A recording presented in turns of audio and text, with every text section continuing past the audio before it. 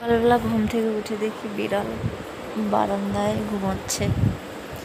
ঘুম আর ঠিক আছে, কিন্তু এরা নোংরা করে, হয় হিসু করে, নাহলে টয়লেট করে, এটাই ঝামেলা। না হলে ঘুমালে ঘুমাক।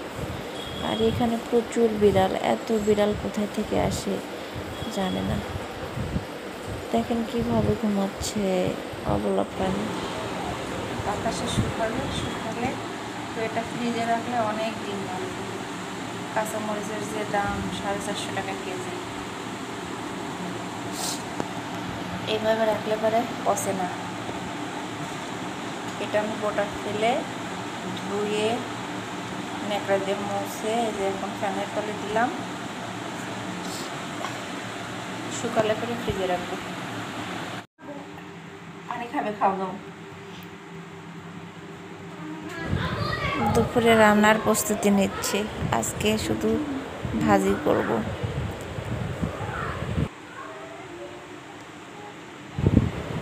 আজকে মাছ মাংস কিছুই রান্না করব না, শুধু পটল ভাজি, ঢেঁড়স ভাজি, শাক ভাজি, এইগুলা দিয়েই খাবো। বৃষ্টির দিন ভালো লাগে।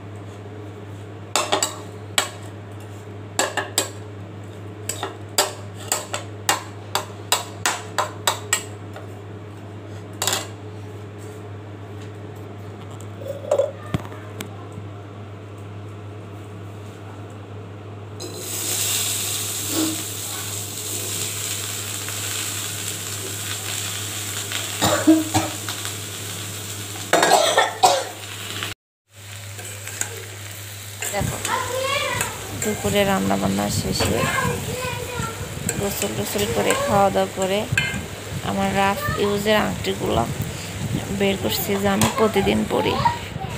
এগুলো আমার একদম রাফ ইউজ করি, কাজকর্ম থেকে শুরু করে সব করে আংটিগুলো পরে। এখানে স্বর্ণ আছে, রুবি পাথর আছে, ডায়মন্ড আছে, আর একটা আছে মনে হয় এই নর্মাল কি যেন এমিটি সোনা নাকি বলে, অ্যান্টিক। আমি প্রতিদিন এগুলো পরে কাজকর্ম করি। এটাই দেখাচ্ছি যে রাফ ইউজের আংটিগুলো আসলে একটু ওয়াশ করা লাগবে। এইগুলো পাতলা পাতলা, বড় বড় ভারী ওয়েটের আংটিগুলো কিন্তু পরা যায় না। এটা কোনো অকেশনে হয়তো শাড়িটারি পরলাম, তখন এই আংটিগুলো পরা যায়, কিন্তু এই কম ওয়েটের আংটিগুলো কিন্তু রেগুলার ইউজ করা যায়। আর যেগুলো বড় আংটি, এগুলো কোনো অনুষ্ঠান বা একটু মন চাইলেও পরলাম, তখন ভালো লাগে।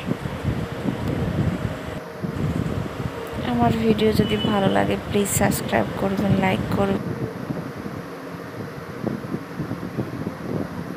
সবুজটা রুবি পাথর। এই আংটিটা সবচেয়ে আমার বেশি প্রিয়। আর লাল পাথরের যে আংটিটা দেখতেছেন, এটা কিন্তু হাতের সৌন্দর্য বাড়ায়। লাল পাথর কিন্তু সবসময় ভালো লাগে।